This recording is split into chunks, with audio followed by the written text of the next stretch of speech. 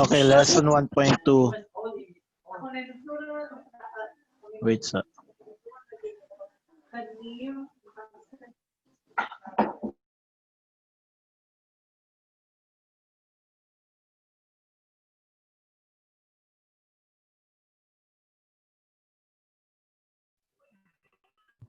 Hi, Aragon.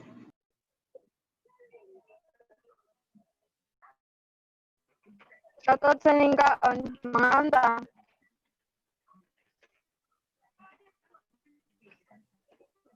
Matukan ang nagkaon. Kabay. Ay, so kung kabalo na ako na-inform na natin sa Rago. Ay, saba, uy. Tanan man ata makuan, tanan nga strand gisagol. Tanaw nagkaon. Isend ba ng link ko sa GC na mo? G. Doon sa man ka. Nagklase man ko. Bago mute uy. Sorry. Sorry. Hi, Kimberly. Madungog? On imo Yaw-yaw ko, na-mute man dahil ko. Okay ra na, sir. Okay, evaluating function. Layo na pa kaya ko giyaw-yawan, bastos. So, okay, find the value of each expression and write it in the square. So, n squared. So, let n is equal to 15. Substitute the value of n, which is 15. So, 15 raised to the power of 2 is? 225. 225. Okay, 225. 125. Same process here sa tanan. Inyo na ansiran tanan ha. Yes, sir. Substitute lang ng value. So, for analyze and explore, so law of substitution, if a plus x is equal to b and x is equal to c, then a plus c is equal to b. So, ang atoang c is equal to x. So, gisubstitute na to ang value ni x, which is si c. So, we have here a plus c is equal to b. So, to find the value of each expression in getting ready na noon. In getting ready, the law of substitution can be applied as follows. So, to find the value of n squared when n is 15, substitute 15 in place of n in n squared to get 15 squared. So, 15 squared is equal to 225. Next, to find the value of n plus 7 divided by 11. When n is 15, so substitute the value of 15 in place of n in n plus 7 over 11. So to get 15 plus 7 over 11, so 15 plus 7 is 22 over 11. 22 divided by 11 is 2. 2.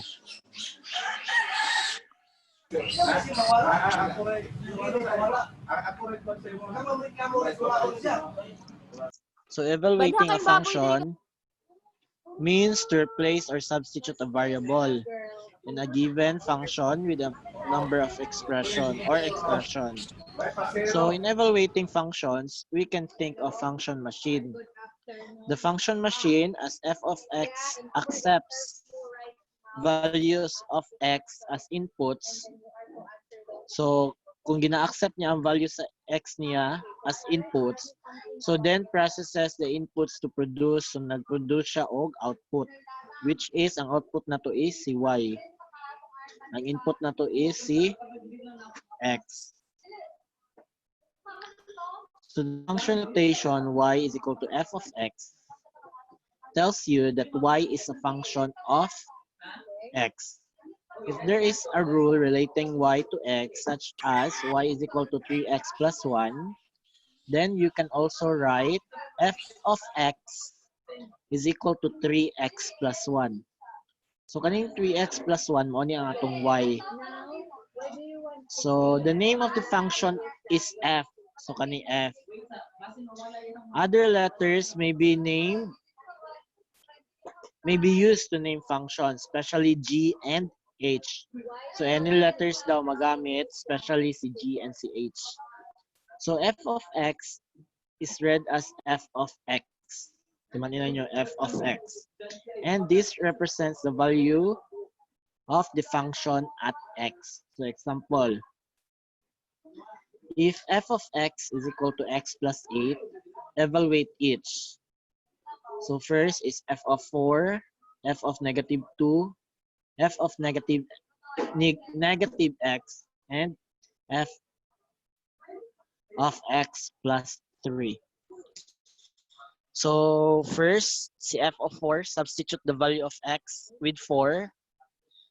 So we have f of 4 is equal to 4 plus 8. Kaning equation na itong gamit. So 4 plus 8 is equal to 12. Next, replacing x with negative 2, we have, so to original function, f of x is equal to x plus 2, 8. So substitute the value of x, which is negative 2. So negative 2 plus 8 is equal to 6. Same sa C, x will be replaced by negative x. So we have f of negative x plus, f of negative x is equal to negative x plus 8. So f of negative x is equal to negative x plus 8.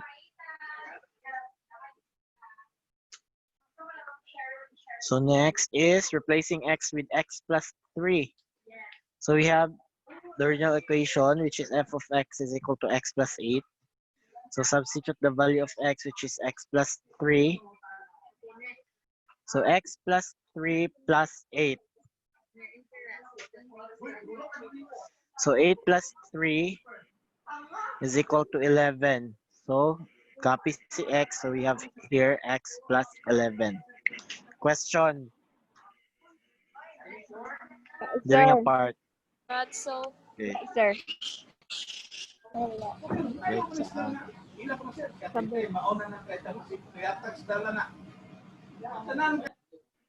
Sabi. Wait.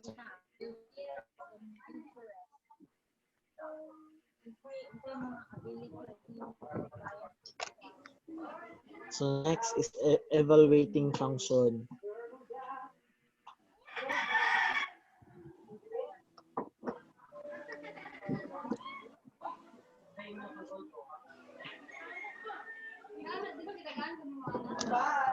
Okay, evaluating function, piecewise function. So the process of evaluating a piecewise function is similar to evaluating ordinary functions, except for the fact that we need to choose the piece or chunk of function to be used for a given value of x. We can do this by examining the appropriate interval where the input or the value of x belong. Okay, we have here an example. Sir, so there are two functions here, which is expression so which is x squared plus 2 and 5x plus 2. So nasa condition which is if x is less than 0. So if x daw is less than 0, atong gamitong equation is si x squared plus 2. So kung ato ang x is greater than or equal to 0, atong gamiton nga equation is si 5x plus 2. So for example, f of negative 4. So si negative 4, asa siya nabilong? Is it greater than or less than sa 0? Asa? Is the answer. Less than. That's a Okay. 0. Less than 0. Since negative 4 is less than 0, we use the first line of the function, which is this one, x squared plus 2. So f of x is equal to x squared plus 2. Substitute the value of x, which is negative 4. Negative 4 raised to the power of 2 is Plus 16. 16 plus 2 is 18. 18. Sir.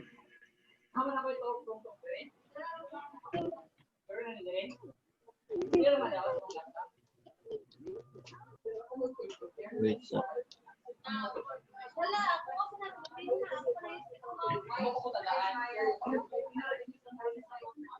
So, okay, for f of 3, since 3 is greater than 0, we're going to use the second line of the function, which is 5x plus 2. So f of x is equal to 5x plus 2. So substitute the value of x, which is 3. So 5 times 3 is 15 plus 2 15. is 17. 15.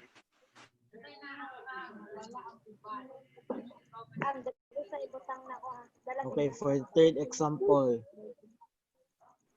we have here a piecewise function. If h of x is equal Okay, to, sir. oh man, sa? Unsa ang pagkabalo, sir, if greater than or less than siya sa 0? Diba, yung sign. Ang sign. Ah, okay. Kani oh. Okay, sir. Kasi sila. Okay. So if h of x is equal to x cubed plus 2x, if x is greater than or equal to 6. Next is 3 over 2x if x is greater than or equal negative 5 Pagkame. and less than 6. Apat sa kabuo. And also x should not be equal to Sudan? 0. Ito.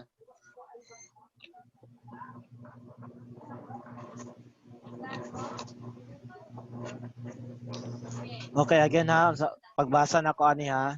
X is greater than or equal to negative 5 and less than 6. So sa tunga ka una magbasa. Tunga, paingon sa left, then paingon na pud ka sa right. Right na noon. Right. So x is greater than or equal to negative 5 or x is less than 6 and x should not be equal X to is than 0. 10 minutes na lang. Balik magsulod niya ha after 10 minutes. So next, 2 multiply to the quantity of x plus 4 raised to the power of 2 plus 10 if x is less than negative 5. So if x now is less than negative 5, we're going to use this equation. So for example, letter A, find the h of negative 10. Since negative 10, asa siya nabilong? Dire, nga condition, dire, or dire sa ubos? So, Third? sir. Okay, it is less than negative 5. So negative 10. So ang third equation natong gamiton. So to find h of negative 10, we let x is equal to negative 10. Since negative 10 belongs to the interval x less than negative 5, we're going to use the third piece of function. So the equation of the third piece of function is h of x is equal to 2 multiplied to the quantity of x plus 4 raised to the power of 2 plus 10. So substitute the value of x, which is negative 10. So 2 multiplied to the quantity of ang x, substitute na to si negative 10. So negative 10 plus 4 raised to the power of 2 plus 10. So negative 10 plus 4 is negative 6. Negative 6 raised to the power of 2. Negative times negative, 36. positive. So positive 36. 36. Multiplied to 2. 72. 72. Okay, 72 plus 10 is equal to 82. 82. So our h of negative 10 is equal to 82. Next, Ano na? h is equal. Next is find the h of 1/2. H of 1/2, asa siya nabilong? First. First ba? Second. First, Second, sir. Second, sir. second. So si 1/2 is equal to pila? 0.5. So si 0.5 x is less than 6. So si 0.5 is less than 6. So therefore, mabilong siya sa second function, which is Okay. 3 over 2x. So since 1/2 belongs to the interval of x greater than or equal to -5 and less than 6, therefore we use the second piece of function. So the equation is h of x is equal to 3 over 2x. So substitute the value of x, which is 1/2. So 3 over 2 multiplied to 1/2. So copies is 3. So 2 multiplied to 1. 2 times 1. 2. Divided by 2. 0. Sa? 1. 0. 1.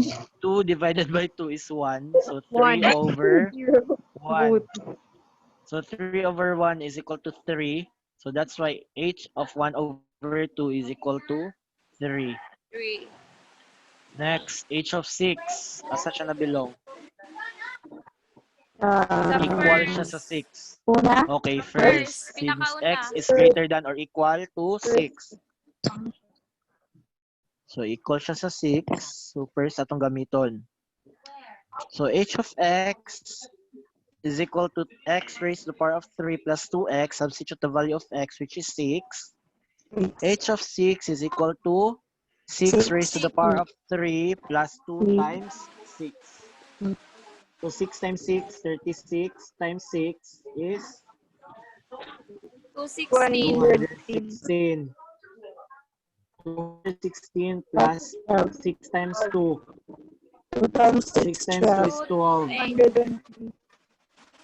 So add na to sila. We have here the final answer, which is h of 6 is equal to 228. Okay, any question regarding piecewise function? That's the name so far. Okay, magdepende ra gyud mo sa iyahang conditions na kaniya.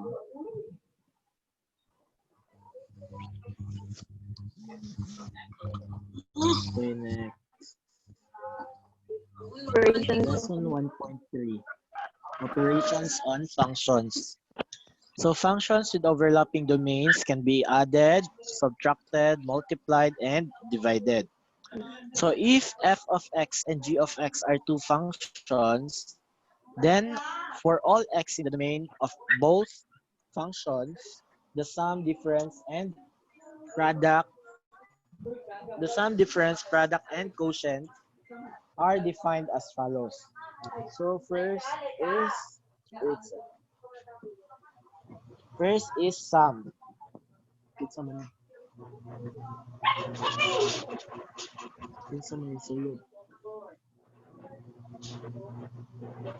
Okay, first sum. We have here f plus g of x. So, atong i-distribute si x, we have here f of x plus g of x. Next is difference. F minus g of x multiplied na pod f of x minus g of x. Next is f times g times x is equal to f of x times g of x. fx And for quotients, we have here g f over g multiplied to x is equal to f of x over g of x. And g of x should not be equal to 0. Why? Ano di man siya pwede mag-equal to 0? Ang ato ang denominator. Para makancel ha Kasi para makancel. ang G. Nope. I mean, ma-divide sir, ma-divide. Divide. Isa pa. Marang na ibalaan. Okay, dili siya pwede mag-0 ang atong denominator because it is undefined. as well as modified. Okay, undefined siya. Bawal gid ta mag-denominator og 0. Why? Okay, next. Okay, ma-undefined gani. I-divide gani. 1 divided by 0. Sige. 0. Undefined. If 1 divided by 0, 0. Putira talit.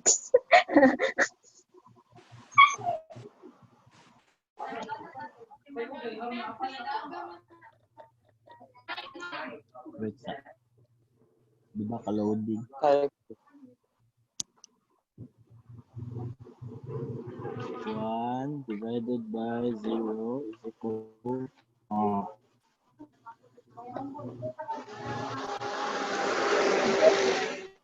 So, sa inyo ng calculator yung gamiton, error siya. So, undefined siya. Bawal dito siya mag-denominator of 0. So, study the following Zero. example. So, first example.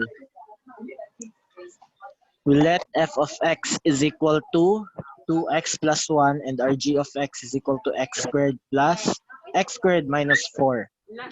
So, find the f plus g of x, the f of f times g of x, the f minus g of x, and f divided by g of x.